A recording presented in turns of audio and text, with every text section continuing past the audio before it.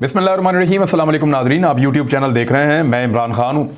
काबीना जिस तरीके से बनाई गई है, अब बिल्ली थैले से बाहर आ रही है और चीज़ें नज़र आना शुरू हो गई हैं। मियां नवाज शरीफ साहब ने फ़ौज से जो बदला लेने का ऐलान किया था और जो वो अपनी निजी महफिलों में कहते रहे हैं, हमदुल्ला मुहिब से मुलाकात हो या कुछ गैर मुल्कियों से उनकी मुलाकातें हों, वो पाकिस्तान की फ़ौज के ऊपर बहुत तनकीद करते रहे हैं। और मियां नवाज शरीफ साहब ने फ़ौज से बदला लेने का जो फ़ैसला किया था, उसका आगाज़ उन्होंने कर दिया है। आप सिर्फ कैबिनेट के ऊपर जो PMLN के शामिल किए गए बंदे हैं उन पे नज़र डालें तो जो वजारतें जिस तरीके से दी गई हैं, हर चीज़ खुलकर सामने आ जाती है। राना सनाउल्लाह साहब को आप देखें, उनके फ़ौज के बारे में जो बयानात थे वो आप सब जानते हैं, आपको पता ही है। जावेद लतीफ़, उनके ऊपर एक केस भी इसलिए बना कि वो पाकिस्तान टूटने की बात कर रहे थे, उनके ऊपर ट्रीज़न का मुकदमा बना हुआ है। और जावेद लतीफ़ कितना पाकिस्तानी इदारों के ख़िलाफ़ बोलते रहे हैं ये भी आप सब जानते हैं। उनको भी वफाकी वज़ीर बनाया गया है। ख्वाजा आसिफ को वफाकी वज़ीर दिफा बनाया गया है। ख्वाजा आसिफ वो शख्सियत हैं जिन्होंने कौम के बच्चों को ये बताया कि माशरत उलूम की किताब में जो लिखा हुआ है कि 1965 और 1971 की जंग में पाक फ़ौज ने बड़ी बहादुरी से अपने से कई गुना बड़े दुश्मन का मुकाबला किया था। ना सिर्फ मुकाबला किया था बल्कि उनको सबक सिखाया था। ख्वाजा आसिफ साहब ने यह बताया कौम को कि वो झूठ है। उन्होंने बताया कि हमारी फ़ौज ने 1965 की जंग भी हारी है। उन्होंने बताया कि हमारी फ़ौज ने 1971 की जंग में भी शिकस्त खाई है और पाकिस्तान की फ़ौज कोई जंग नहीं जीत सकी है। ये ख्वाजा आसिफ साहब का फरमाना है और इसका बाकायदा रिकॉर्ड मौजूद है। आप सुनना चाहें तो आप सुन भी सकते हैं। इसके बाद तारिक फ़ातमी साहब, आपको याद होंगे, तारिक फ़ातमी साहब वो शख्सियत हैं जो अमेरिका के माजी में सफ़ीर भी रहे हैं, पाकिस्तान के अमेरिका में सफ़ीर रहे। नवाज शरीफ साहब ने उनको लगाया था। नवाज शरीफ साहब ने उनको पहले भी अपना जो है वो मावन ख़ुसूसी बराए ख़ारजा मुकर्रर किया था और डॉन लीक्स के अंदर इनका नाम आया था, तारिक फ़ातमी का। ये डॉन लीक्स का हिस्सा थे पाक फ़ौज ने, जिसके ऊपर बहुत एतराज़ किया था। पाक फ़ौज को बहुत दुख हुआ था कि पाकिस्तान की फ़ौज के ख़िलाफ़ एक प्रोपेगेंडा किया गया है जो पाकिस्तान की कैबिनेट के लोगों ने किया है, पाकिस्तान के वज़ीर आज़म ने किया है। उसके ऊपर फिर एक तहकीकात हुई थी। तहकीकात के बाद मियां नवाज शरीफ साहब ने परवेज़ रशीद साहब और तारिक फ़ातमी साहब, इन दो किरदारों की जो खिदमात हैं वो वापस ले ली थी और फिर इनको कैबिनेट में से निकाल दिया था।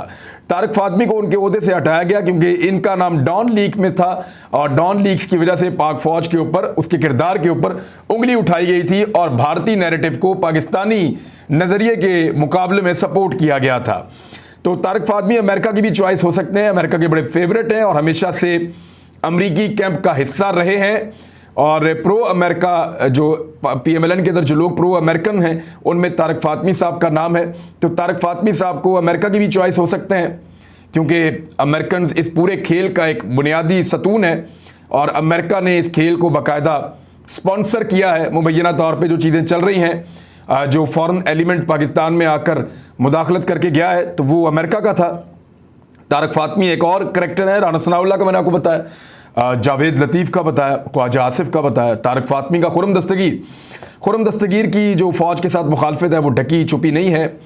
और इनके वालिद तो वैसे अयूब खान के साथ थे और फ़ातिमा जना के ख़िलाफ़ उन्होंने बहुत गंदी कंपेन की थी। इन्होंने एक कुतिया के गले के अंदर लालटेन डाली हुई थी और लालटेन जो है वो मोहतरमा मादरे मिल्लत फ़ातिमा जना साहिबा का इंतखाबी निशान था। तो एक कुतिया के गले में लालटेन डाल के खुरम दस्तगीर के अब्बू ने पूरे गुजरांवाला में उसके चक्कर लगवाए थे। तो इतनी तज़हीक उन्होंने मादरे मिल्लत की थी।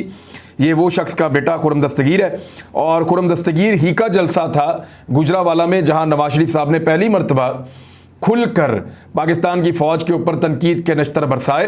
खुरम दस्तगीर ही उसको स्पॉन्सर कर रहे थे गुजरांवाला में, जब जनरल बाजवा, जनरल फैद और दीगर जनरल्स के ऊपर फ़ौज के ऊपर संगीन इल्ज़ामात मियां नवाज शरीफ साहब ने लगाए।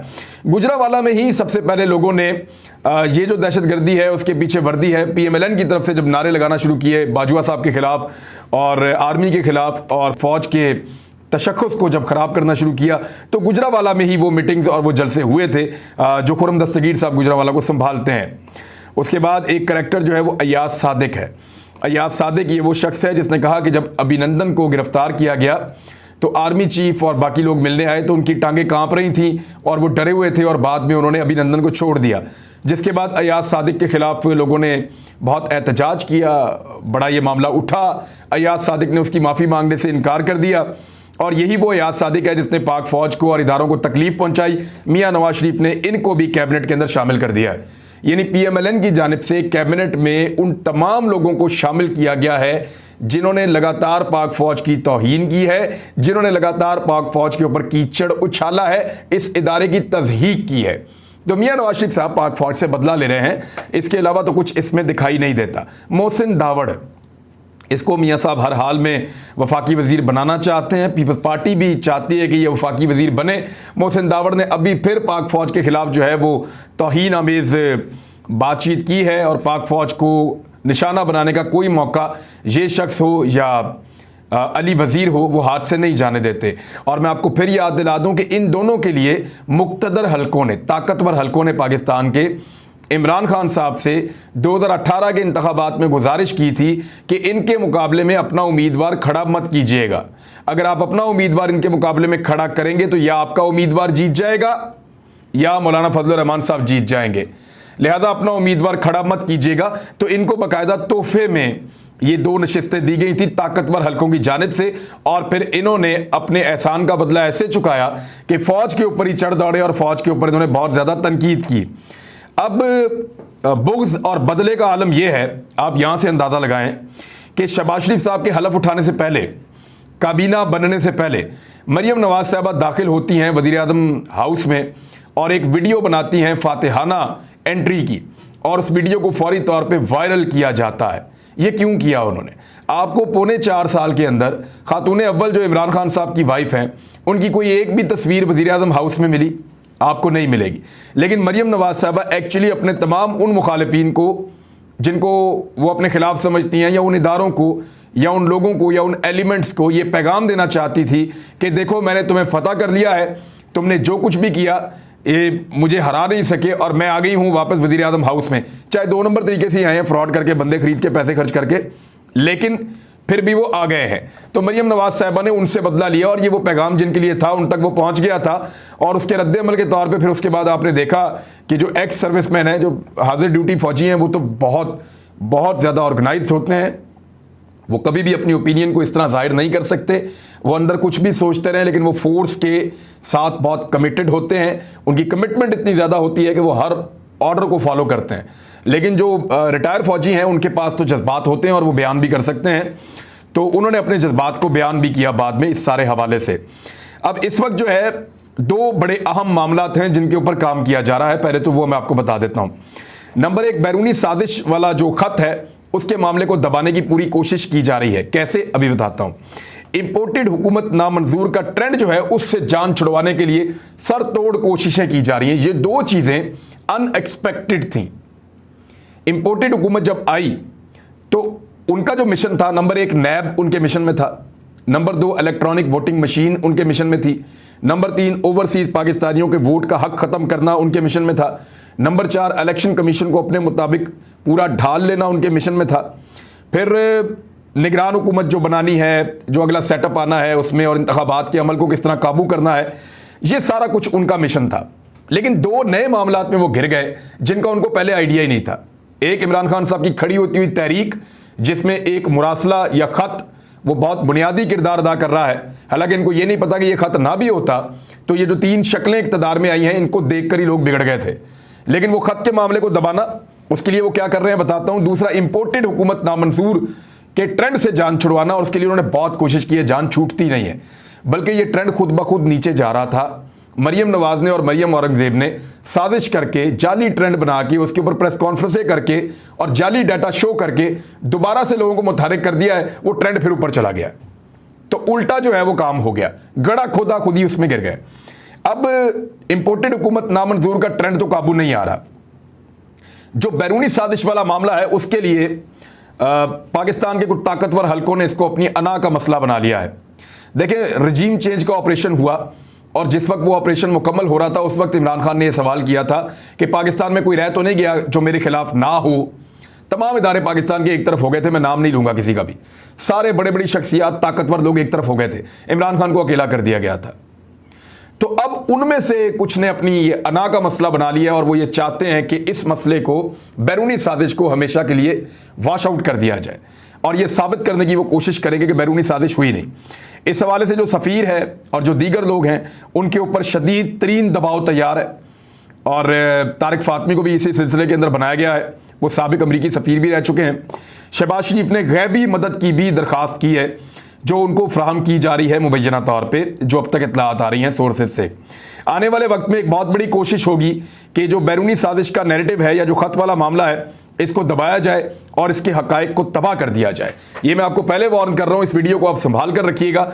इस लेटर के ऊपर बहुत बड़ा अटैक होने जा रहा है, लेकिन अगर ये उस सफ़ीर से भी कहलवा देंगे ना कि ये ख़त मैंने इमरान खान के कहने के ऊपर लिखा था, फिर भी लोग नहीं मानेंगे, लोग फिर भी बाय नहीं करेंगे। लोगों को पता है कि साजिश हुई है, उनके सामने एक वज़ीर आज़म निकाला गया, उनके सामने नोट चलते रहे, हर चीज़ हम साथ साथ रिपोर्ट करते रहे।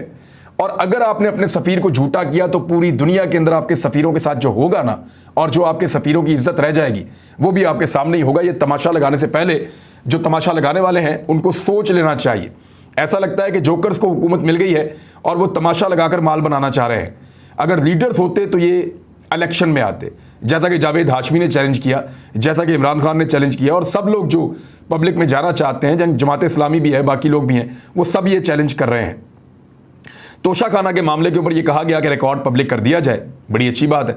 इमरान खान का ये कहना है कि वैसे इमरान खान के बारे में मैं आपको बताऊं, उनको जितने भी तोहफे मिले ना ज़िंदगी में, उन्होंने अपने पास नहीं रखे। यानी वो क्रिकेट मैच खेला, मैन ऑफ द मैच हुआ, मैन ऑफ द मैच का अवार्ड रखा, वो भी बेच दिया, अपने बल्ले बेच दिए, अपनी गेंदें बेच दी, अपना सामान बेच दिया, दस्तखत करके बल्ले बेच दिए। जितने इमरान खान साहब को man of the match, man of the series, captain, ये वो ट्रॉफियाँ, वो सारी उन्होंने बेच दी। उनके घर में तो नहीं है। उन्होंने क्यों बेची? वो अपने पास चीज़ रखते ही नहीं थे। जो चीज़ वो जीत कर लाते थे उसको भी बेच के फलाई कामों पे लगा देते थे। हमेशा से वो यही कर रहे हैं। इस मरतबा उनको ये तोहफे मिले, ये उनको जीतने नहीं पड़े, तोहफे उनको मिले। उनकी अंडरस्टैंडिंग वही थी, उन्होंने पैसे जमा कराए 50%, पहले तो 15% था ना, वो भी नहीं देते थे लोग, 5% भी नहीं देते थे। तो इन्होंने 50% जमा करवाए, तोहफे लेकर आए, इनकी मलकियत बने, इन्होंने बेच दो और लगा दिए फलाई कामों के ऊपर पैसे। मेरे ख्याल में अगर इसको अदालत खोलने जा रही है तो अदालत की तरफ से इशारा है कि 20 साल का रिकॉर्ड खोल दिया जाए। यहाँ पे फिर शरीफ खानदान को एक बहुत बड़ी सहूलत मिल गई है। असल जो लूटमार हुई है ना 2008 से लेकर 2018 तक तो हुई है, वो तो आपको नज़र आ जाएगी किस किसने तोशा खाना से क्या कुछ लिया। लेकिन जो असल लूटमार इन्होंने की है, तबाही फेरी है, वो इन्होंने फेरी है 90 की दहाई में। अगर 30 साल का रिकॉर्ड पब्लिक किया जाए और 30 साल का रिकॉर्ड खोला जाए तो फिर दूध का दूध और पानी का पानी हो जाएगा, सब कुछ सामने आ जाएगा।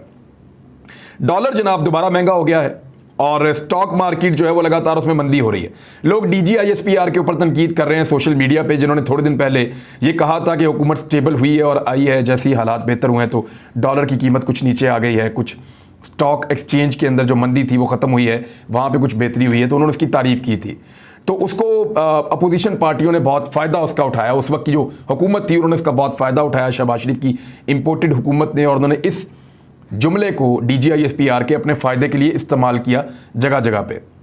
तो जब वो पॉलिटिकल डैमेज किया पाकिस्तान तहरीक इंसाफ को या उसके हामियों को, जब पॉलिटिकली डैमेज किया DGISPR के जुमलों ने, तो अब वो लोग ये दोबारा मुतालबा कर रहे हैं कि डॉलर ऊपर जा रहा है और स्टॉक मार्केट में मंदी है, तो अब भी आए और आके एक प्रेस कॉन्फ्रेंस करें। तो इसीलिए कहते हैं कि इदारों को अपने आप को सियासत से दूर रखना चाहिए। फिर इस किस्म की तनकीद सामने आ जाती है, सियासी बयानात से अपने आप को दूर रखना चाहिए और इन चीज़ों के ऊपर कम से कम बात करनी चाहिए जिससे किसी हुकूमत को या अपोजिशन को फ़ायदा हो रहा हो। मैं डाटा आपके सामने रख देता हूँ। स्टॉक मार्केट जो है वो लगातार मंदी उसमें हो रही है और 225 पॉइंट्स मज़ीद उसके अंदर कमी हो गई है और ये ठीक ठाक कमी है। डॉलर का मैं आपको बताऊँ गुज़िश्ता 3 दिनों में, सिर्फ 3 दिनों की बात बता रहा हूँ, सिर्फ 3 दिनों के अंदर इंटरबैंक का जो रेट है डॉलर का वो 4 रुपए और 34 पैसे बढ़ गया है, जबकि ओपन मार्केट के अंदर डॉलर की कीमत जो बढ़ी है गुज़िश्ता 3 दिनों के अंदर वो 5 रुपए 50 पैसे, यानी 5.5 रुपए डॉलर महंगा हो गया है। अब ये इस वक्त सूरत हाल है डॉलर की, ये भी मैंने आपके सामने रख दी है। उधर बिलावल भुट्टो जरदारी साहब कुछ ओहदे मांगने के लिए मियां नवाज शरीफ साहब के पास बरतानिया में गए हैं और ये सोच रहे हैं कि कम से कम 1 साल 1.25 साल इस हुकूमत को चलाएंगे।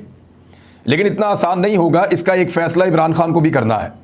उनके पास बहुत सारी नशिस्तें हैं जहाँ से इस्तीफ़ा देने के बाद या खैबर पख्तूनख्वा की असम्बली तोड़ने के बाद वो अपनी पार्टी को और पूरे पाकिस्तान को इंतखाबात में ले जा सकते हैं, या पाकिस्तान में ऐसे हालात पैदा कर सकते हैं जहाँ पे इंतखाबात में जाने के अलावा कोई और चांस ना हो।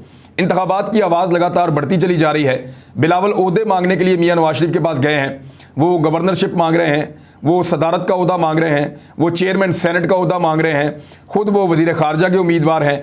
तो ये एक अजीबोगरीब खिचड़ी पक गई है। नवाज शरीफ साहब अपनी गेम कर रहे हैं, वो फौज से बदला ले रहे हैं, फौज को सबक सिखाने के लिए इकदाम उठा रहे हैं।